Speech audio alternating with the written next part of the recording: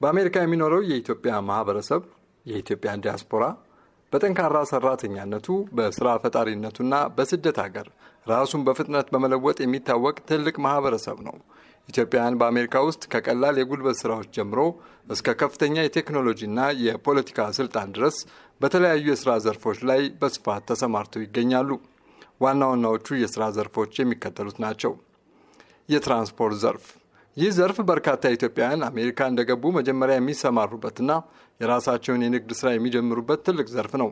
የታክሲና ራይድ ዩበር ኤንድ ሊፍት አሽከርካሪዎች በተለይ እንደ ዋሽንግተን ዲሲ፣ አሌክሳንድሪያ፣ ሲያትልና ሎስ አንጀለስ ባሉ ከተሞች የትራንስፖርት ዘርፍ በከፍተኛ ደረጃ የሚመሩት ኢትዮጵያውያን ናቸው ተብሏል። የጭነት መኪና ወይም ትራኪንግ ንግድ በአሁኑ ወቅት የራሳቸውን ትላልቅ የጭነት መኪኖች ሰሚ ትራክስ በመግዛት የጭነት ትራንስፖርት ኩባንያዎችን የሚያስተዳድሩ ባለሀብት ኢትዮጵያውያን ቁጥር በከፍተኛ ሁኔታ እየጨመረ መጥቷል። የጤና ጥበቃ ዘርፍ ሄልዝ ኬር በአሜሪካ የሕክምና ዘርፍ ውስጥ የኢትዮጵያውያን በተለይም ሴቶች ተሳትፎ እጅግ ከፍተኛ ነው ተብሏል። ነርሲንግ እንደ ሲኤንኤ፣ ኤልፒኤን እና ሬጅስተርድ ነርስ በመሆን በሆስፒታልና በአረጋውያን መንከባከቢያ ተቋማት ውስጥ በስፋት ይሰራሉ። ከፍተኛ የሕክምና ባለሙያዎች በታዋቂ የአሜሪካ ሆስፒታሎች ውስጥ የሚሰሩና ስመጥር ኢትዮጵያውያን ሐኪሞች፣ የቀዶ ጥገና ባለሙያዎችና የሕክምና ተመራማሪዎችም አሉ። የንግድና የመስተንግዶ ቢዝነስ ኤንድ ሆስፒታሊቲ ኢትዮጵያውያን የራሳቸውን ባህልና ፍላጎት መነሻ በማድረግ የንግድ ማህበረሰብ መመስረታቸውም ተነግሯል። የኢትዮጵያ ምግብ ቤቶችና ካፌዎች በየከተሞቹ የሚገኙ የአበሻ ምግብ ቤቶች፣ የግሮሰሪ መደብሮችና የባህል ቡና ቤቶች ማህበረሰቡን ከመቀለብ ባለፈ ለአሜሪካውያን የባህል ድልድይም ሆነዋል ተብሏል። የሆቴልና የአውሮፕላን ኤርፖርት ውስጥ ስራዎች በታዋቂ ሆቴሎች ውስጥ በደህንነት፣ በእንግዳ አቀባበልና በአስተዳደር ላይ በርካታ ዜጎችም አሉ። የቴክኖሎጂና ኮርፖሬት ዘርፍ አይቲ ኤንድ ኮርፖሬት የሚባለው ማለት ነው። በአሜሪካ የተወለዱ ሁለተኛው ትውልድ ወይም ትምህርታቸውን እዚያ ያጠናቀቁ ወጣቶች በከፍተኛ የሙያ ዘርፎች ላይ ይገኛሉ። የመረጃ ቴክኖሎጂ አይቲ በሲሊኮን ቫሊ እና በተለያዩ ግዛቶች ውስጥ እንደ ሶፍትዌር መሐንዲስ፣ የሳይበር ደህንነት ባለሙያና ዳታ አናሊሲስ በመሆን እንደ ጎግል፣ ማይክሮሶፍት እና አማዞን ባሉ ግዙፍ ኩባንያዎች ውስጥ ይሰራሉ። ባንክና ፋይናንስን በተመለከተ በዎል ስትሪት እና በትላልቅ የፋይናንስ ተቋማት ውስጥ የኢኮኖሚና የሂሳብ ባለሙያ ሆነው የሚሰሩ ጥቂቶች አይደሉም ተብሏል። የአካዳሚክ የምርምርና የመንግስት ስራዎችን በተመለከተ ናሳና የምርምር ማዕከላት ላይ በጠፈር ምርምር እና በከፍተኛ የሳይንስ ላቦራቶሪዎች ውስጥ የሚሰሩ ዝነኛ ኢትዮጵያውያን ሳይንቲስቶችም አሉ። ዩኒቨርሲቲዎችን በተመለከተ በታዋቂ የአሜሪካ ዩኒቨርሲቲዎች ውስጥ በፕሮፌሰርና በዲንነት የሚያገለግሉ በርካታ ምሁራንም አሉ ተብሏል። የመንግስት መስሪያ ቤቶች ውስጥ በፌዴራልና በግዛት ደረጃ በፖሊስነት፣ በወታደርነት፣ በዳኝነትና በዲፕሎማሲው ዘርፍም ኢትዮጵያውያን በታማኝነት እያገለገሉ መሆኑ ተገልጿል። በአሜሪካ ውስጥ የኢትዮጵያ ማህበረሰብ ታጋሽ፣ ሰራተኛና ሕግ አክባሪ ተብሎ የሚታወቅ ሲሆን ከትንሽ ስራ ተነስተው የትላልቅ ተቋማት ባለቤት የሆኑ በርካታ ስኬታማ ሰዎችን ያፈራ ማህበረሰብ ነው።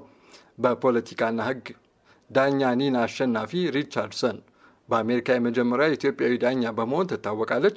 ከ2008 ዓ.ም ጀምሮ በፍሎሪዳ ታላሃሲ የሊዮን ካውንቲ ዳኛ በመሆን ያገለገለች ሲሆን በፍትህ ዘርፍ ባላት የላቀ አገልግሎት ከፍተኛ እውቅና አግኝታለች ተብሏል። ግርማይ ዘሂላይ በዋሽንግተን ግዛት የኪንግ ካውንቲ ምክር ቤት አባል ነው። ከስደተኝነት ተነስቶ ስታንፎርድና የፔንሲልቬኒያ ዩኒቨርሲቲ የህግ ትምህርት ቤት እስኪደርስና በመጨረሻም በመንግስት አካላት ውስጥ እስኪያገለግል ያለው ጉዞ በማህበረሰብ አመራርና ተሟጋችነት ረገድ ትልቅ ታሪክ አለው ተብሏል። አሌክሳንደር አሰፋ በኒቫዳ ግዛት ለክልል ምክር ቤት ስቴት አሰምብሊ የተመረጠ የመጀመሪያው ኢትዮጵያዊ ነው። ንግድና ስራ ፈጠራን በተመለከተ ሄኖክ ተስፋዬ ይጠቀሳል። በዋሽንግተን ዲሲ አካባቢ በጣም ታዋቂ የንግድ ሰው ነው። በጥበቃ ስራ ፓርኪንግ ብለት የጀመረውን ስራ በመጨረሻ ትልቅ የመኪና ማቆሚያና የአስተዳደር ግዛት በመገንባት የላቀ የንግድ ስኬት ማሳየት ችሏል ተብሏል። የሽንበቤት ቱቱ በላይ የኢትዮጵያ ንግድ ድርጅቶችን፣ ዶክተሮችንና ጠበቆችን በማገናኘት በዲያስፖራው መካከል ያለውን ትስስር በማጠናከር የኢትዮጵያን የሎ ፔጅ አሳታሚ በመሆን ትታወቃለች። ሳይንስና አካዳሚክ ዶክተር ሶስና ምትኩ ኃይሌ በቁሳቁስ ሳይንስ በተለይም በነዳጅ ሴል ቴክኖሎጂ ፊውል ሴል ቴክኖሎጂ ባደረገችው ምርምር ዓለም አቀፍ ዝና ያተረፈች ሳይንቲስትና ፕሮፌሰር ነች። ቀደም ሲል በካልቴክ በአሁኑ ጊዜ በኖርዝ ዌስተርን ዩኒቨርሲቲ ታስተምራለች። ዶክተር ደረጃ አጎናፍር የሜካኒካል ኢንጂነሪንግ ፕሮፌሰር እና የብሔራዊ የኢንጂነሪንግ አካዳሚ አባል ናቸው።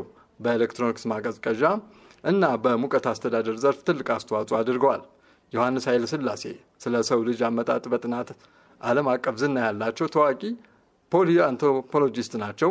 በክሊቭላንድ የተፈጥሮ ታሪክ ሙዚየም እና በአሪዞና ስቴት ዩኒቨርሲቲ የሰው ልጅ አመጣጥ ታሪክ ዳይሬክተር በመሆን አገልግለዋል። ጥበብን፣ መዝናኛና ስፖርትን በተመለከተ ሊያ ከበደ የመጀመሪያ ተጠቃሽ ናት።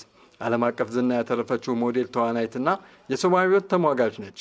በራሷ ፋውንዴሽን አማካኝነት የእናቶችን ጤና እንዲሻሻል ትሰራለች። ጁሊ ምህረቱ ትላልቅ ስዕሎችን በዓለም ዙሪያ በሚገኙ ትላልቅ ሙዚየሞች ውስጥ የሚገኙ ዓለም አቀፍ ዝና ያተረፈች የዘመኑ የጥበብ ባለሙያ ነች ተብሏል። ናኦሚ ግርማ ለአሜሪካ የሴቶች ብሔራዊ ቡድንና ለሳንዲያጎ ዌቭ ኤፍሲ የተከላካይ ስፍራ የምትጫወት ፕሮፌሽናል እግር ኳስ ተጫዋች ስትሆን በአሜሪካ ስፖርት ውስጥ የአዲሱን ትውልድ ስኬት ትወክላለች ተብሏል። ዲና መንግስቱ ልብ ወለዶቹ ብዙውን ጊዜ የስደተኝነት ተሞክሮና የማንነት ውስብስብነትን የሚዳስስ ዝነኛ ደራሲ ነው ተብሏል። ዶክተር ብርሃኑ ቡልቻ ናሳ ዶክተር ብርሃኑ በጠፈር ምርምር ሳይንስ ውስጥ በዓለም አቀፍ ደረጃ ስማቸው ከሚነሳ ጥቂት ጥቁር ሳይንቲስቶች አንዱ ናቸው። የትምህርት ጉዟቸውን በተመለከተ በኢትዮጵያ የመጀመሪያ ዲግሪያቸውን ካጠናቀቁ በኋላ ወደ አሜሪካ አቅንተው በታዋቂው ቨርጂኒያ ዩኒቨርሲቲ በኤሌክትሪካል ኢንጂነሪንግ የማስተርስና የዶክትሬት ዲግሪያቸውን አግኝተዋል። በአሁኑ ወቅት በናሳ የጎዳርድ የጠፈር በረራ ማዕከል ውስጥ በፊዚክስ ሊቅነትና በምህንድስና ተመራማሪነት ይሰራሉ። ናሳ ወደ ጨረቃ ለሚያደርገው የአርተሚስ ጉዞ የሚያገለግል በጨረቃ ላይ ውሃና ሌሎች ጋዞችን ፈልጎ ማግኘት የሚችል እጅግ ረቂቅ መሳሪያ የፈጠረው ቡድን መሪ ናቸው። ይህ ፈጠራ የጠፈር ተመራማሪዎች ጨረቃ ላይ ለረጅም ጊዜ እንዲቆዩ መንገድ የሚከፍት ነው ተብሏል። ዮሐንስ አብርሃ ዲፕሎማሲና ፖለቲካ በተመለከተ ዮሐንስ በአሜሪካ ከፍተኛ የፖለቲካ ስልጣንና የውሳኔ ሰጭነት ቦታ ላይ መድረስ የቻለ ስኬታማ ኢትዮ አሜሪካዊ ነው። ስመጥር ከሆነው የሃርቫርድ ዩኒቨርሲቲ በቢዝነስ ማኔጅመንት ማስተርሱን ያጠናቀቀ ሲሆን የመጀመሪያ ዲግሪውን ደግሞ ከየል ዩኒቨርሲቲ በፖለቲካ ሳይንስ አግኝተዋል። በዋይት ሀውስ የነበረውን ሚና በተመለከተ በፕሬዚዳንት ባራክ ኦባማ አስተዳደር ወቅት በዋይት ሀውስ ውስጥ የፖሊሲ አማካሪ የነበረ ሲሆን የፕሬዚዳንት ጆ ባይደን የስልጣን ሽግግር ቡድን ዋና አስፈጻሚ በመሆን ሙሉ የስልጣን ሽግግሩን በበላይነት መርቷል።